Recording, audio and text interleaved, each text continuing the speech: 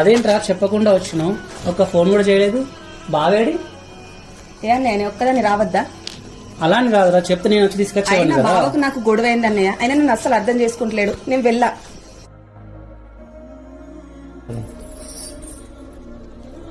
చెల్లొచ్చింది, వాడు తీసుకురా. కనిపిస్తలేదా? బాగున్నా వదిన. బాగున్నా వదిన. చూడు బావా, వీడు చంక దిగట్లేదు, కూరగాయలు కట్ చేసేవా? ఏ నాతో ఇవన్నీ కాదు, తీసుకెళ్ళు.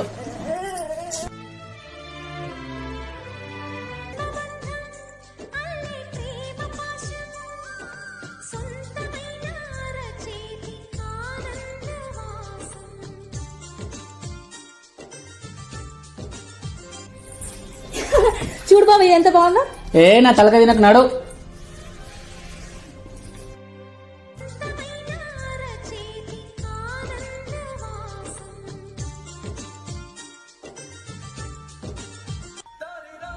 ఇవి ఎట్లా పాడేవి? వీటిని ఎవరైనా అటుకులు అంటారా? ఇవి తీసుకెళ్ళిపో.